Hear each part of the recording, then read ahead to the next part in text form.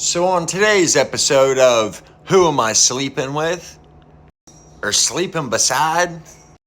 Well, I guess really you're sleeping on top of them. Ugh. Anyways, this is Justin Thomas. He was in Westmoreland County with me in 2010 and 2011. Like, I was there with him, and then I went home, and then when I came back, he was still there. He was accused of shaking his baby and was ridiculed and tormented on a daily basis, and even called baby shaker. I tormented him every single day when I was there with him the first time. Then if you've watched my other stories before, I went home and then I went back to Westmoreland County in 2011 to the same block. When I got there is when they put me in with Tony Force, the little chomo from Texas, when my liver shut down and he pushed the button. So now follow me. I go to the hospital for a week. When I'm finally released at the hospital, I go back to Westmoreland County. This is who they put me in the cell with. I'm not sick no more. My liver ain't shutting down. I'm not living with him. You should have seen the look on his face when I walked into his cell and set my shit on the bunk. Because I don't care if you've been here for 2 years. This is my cell now. So I get there during the afternoon lockdown. Everybody's locked in. When I get to the cell, I see his door card and I remember what cell he was in. He's still in the same one. And he's in a corner cell too. So corner cells are dope. They're hidden behind the pole and there's a bed on each wall instead of a bunk bed. So no, I wasn't sleeping on top of him. It really was beside. And the cells are like 3 times bigger than a regular cell. They usually call them a Thunderdome. But anyways, I go in during the lockdown, right? And he's in there and he's laying down. Most people sleep through the afternoon lockdown. And he'd been there for a minute, so he's knocked out. So I put my shit on a bunk, and I start going through it. He rolls over. He sees me. His eyes light up. He immediately starts trying to talk to me like we're friends, like we haven't seen each other in a while. He's asking to make sure I'm okay. How's my liver? But the look on his face shows that he's shook and he just wants something to say. It's like he's trying to make me forget everything that I did to him before and act like we were friends and seeing me again. It's a very strange, awkward moment. And I'm already running through this in my head. I was here dying, then shackled to a bed for a week. Now I'm back. I'm in this cell. He's been in this cell for 2 years. The counselor is Corey No, Counselor No on D Block, if you're familiar at all. He's not going to move me. He's definitely not going to move him because it's his cell. Because I just walked in. So I'm going to go back to the twist. That's my only option here, is to go to the hole, because I'm not going to win a movement argument. When I just walked in, to them, it's not my cell. I'm not going to win it.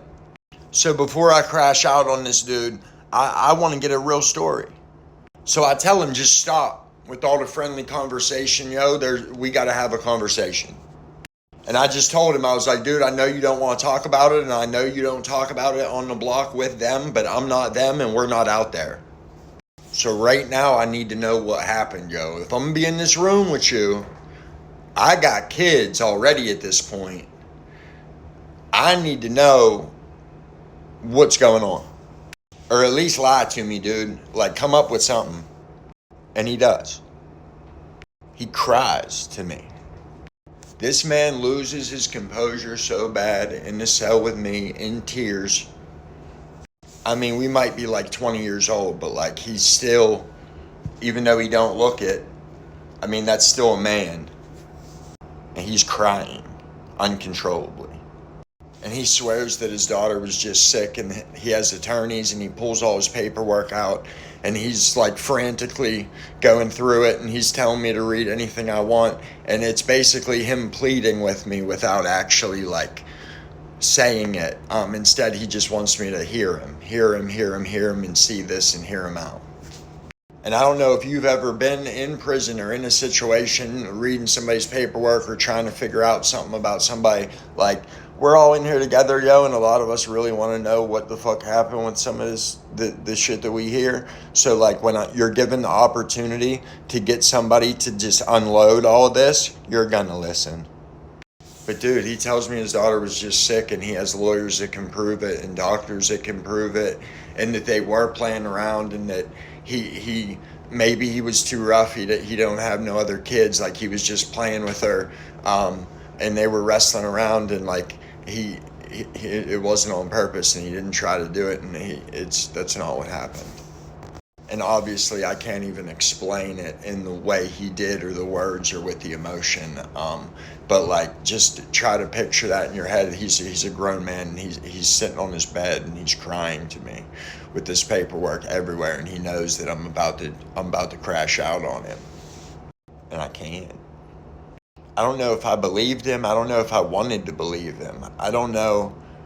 I'm definitely not scared of the hole, yo, and I'm definitely not scared to punch somebody in the face. So that wasn't it. But I also don't know how you hit like a crying, broken dude like this. As a matter of fact, I watched his child's mother, her brother, so this Justin's daughter's uncle, I watched him sucker punch him out of the chair in the day room.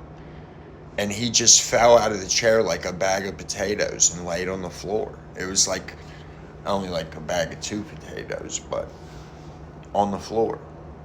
Like, until the CO saved him, he just laid there. I would say I wouldn't get any stripes for this, but the thing is, because of his charges, I still would. But I'm a pretty good judge of character, dude. And the way he was just crying like that, and crying, and like, dude, I believed him. We weren't friends. We weren't buddies. We just like didn't really speak. We both had a radio. I got the radio back that I left when I went home. He just always had one in, so like we didn't speak. And I wasn't in that cell very long. I did move out of a corner cell to go into a regular little cell. That's how much I didn't want to be with this dude. But I did believe him. I can say that. His daughter was only 21 days old. She did live and has permanent injuries. I think one of the main reasons I believed him is he was going to court, and no matter what they tried to drop the charge to, they tried to lower it, he wouldn't deal, dude. He wouldn't deal. He always said not guilty no matter what. So when I seen in the paper years later, dude, I was pissed, dude. One day, maybe you'll see this video, Justin, and know that you got me, yo. You got me. He ended up pleading guilty and trying to take a deal for 4 to 10 years. Judge Bell in Westmoreland County rejected that plea. So Justin then was going to take it to trial.